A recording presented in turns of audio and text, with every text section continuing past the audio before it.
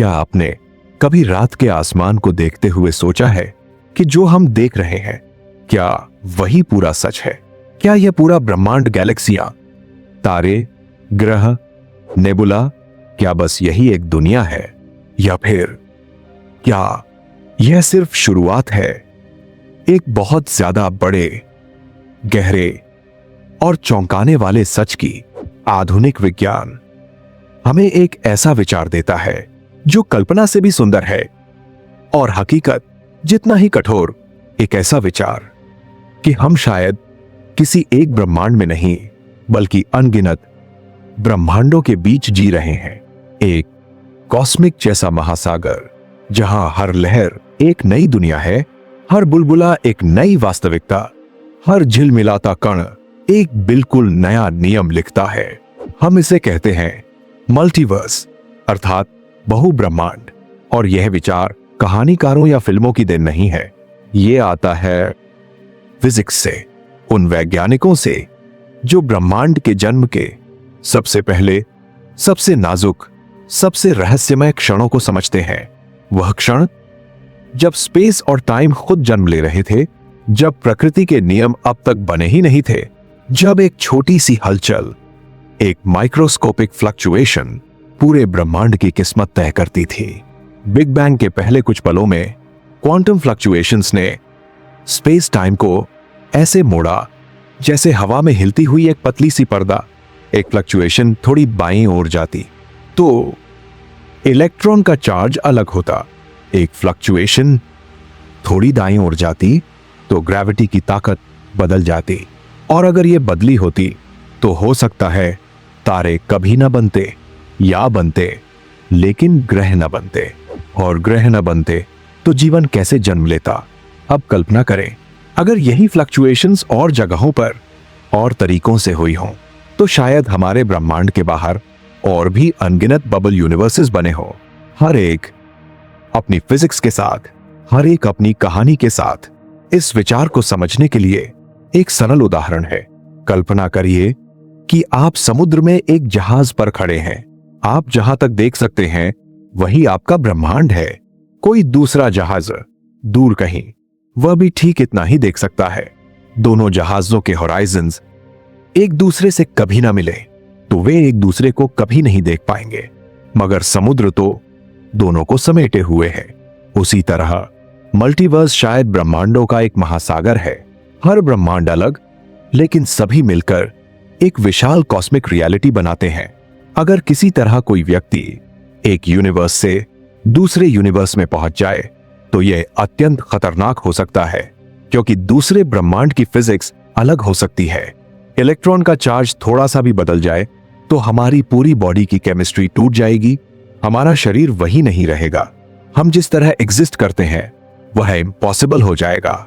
इसलिए मल्टीवर्स न सिर्फ एक वैज्ञानिक सोच है, यह हमारे अस्तित्व का एक एहसास भी है कि हम कितने नाजुक हैं और यह ब्रह्मांड कितनी सावधानी से बना हुआ है।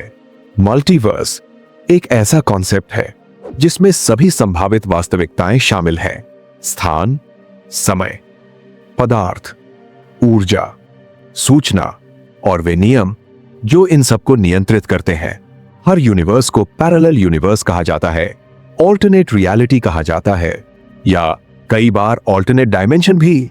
लेकिन विज्ञान समुदाय में इस पर बहस भी उतनी ही गहरी है। कुछ वैज्ञानिक कहते हैं कि मल्टीवर्स पर भरोसा नहीं किया जा सकता क्योंकि इसकी जांच नहीं की जा सकती, इसे एक्सपेरिमेंटली परखा नहीं जा सकता। विज्ञान का मूल सिद्धांत यही है कि किसी भी सिद्धांत को गलत साबित किया जा सके। दूसरी तरफ कुछ वैज्ञानिक मानते हैं कि मल्टीवर्स असल वजह हो सकता है कि हमारे ब्रह्मांड में कांस्टेंट्स इतने परफेक्ट क्यों हैं। इलेक्ट्रॉन का चार्ज ठीक वही है जो होना चाहिए, ग्रेविटी उतनी ही है जितनी जीवन को संभव बनाती है। अगर ये सब एक्सीडेंटल नहीं बल्कि मल्टीवर्स के विशाल जाल का परिणाम हो तो हम बस उस बबल में हैं जहां फिजिक्स ने जीवन को संभव बनाया। WMAP और प्लैंक सैटेलाइट ने कॉस्मिक माइक्रोवेव बैकग्राउंड का अध्ययन किया। वह रोशनी जो बिग बैंग के कुछ लाख साल बाद निकली थी। कुछ लोगों ने दावा किया कि वहां साइंस थे, कि हमारा यूनिवर्स शायद किसी और यूनिवर्स से टकराया, लेकिन विस्तृत अध्ययन में अभी तक ऐसा कोई ठोस प्रमाण नहीं मिला।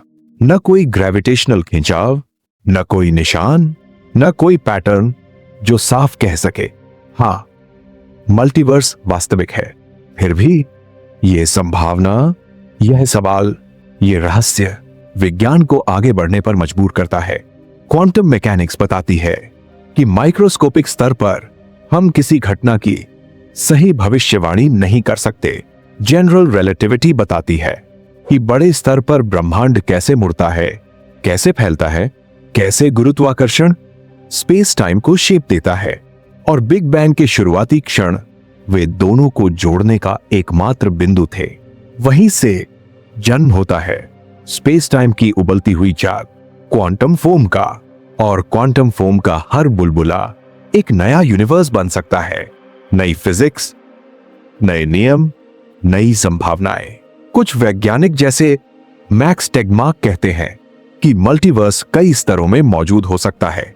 एक जहां हमारे जैसे अनगिनत रीजन्स हैं, एक जहां फिजिक्स ही बदल जाती है, एक जहां क्वांटम के हर आउटकम के लिए एक नया यूनिवर्स बन जाता है, और एक अंतिम स्तर जहां मैथमेटिक्स के हर रूप में एक यूनिवर्स जन्म ले सकता है। शायद हम इन अनगिनत जगतों के सिर्फ एक छोटे से हिस्से में जी रहे हैं। एक अकेली बुलबुली दुनिया एक अनंत कॉस्मिक महासागर में तैरती हुई। शायद हमारा पूरा ब्रह्मांड बस एक कहानी है, जो अनगिनत कहानियों की किताब में एक पन्ने के बराबर भी नहीं। आखिरकार मल्टीवर्स हमें यह नहीं बताता कि ब्रह्मांड कितने हैं, बल्कि यह सिखाता है कि हम कितने छोटे हैं और यह अस्तित्व कितना विशाल। हमारा आकाश सिर्फ आकाश नहीं, शायद एक खिड़की है, एक ऐसी हकीकत की ओर जिसे हम अभी कल्पना भी नहीं कर सकते। और अगर मल्टीवर्स सच है, तो फिर शायद हमारा एकमात्र ब्रह्मांड कभी अकेला था ही नहीं, हमेशा से ही एक अनंत परिवार का हिस्सा। एक ऐसी कॉस्मिक कहानी जो अभी बस शुरू ही हुई है।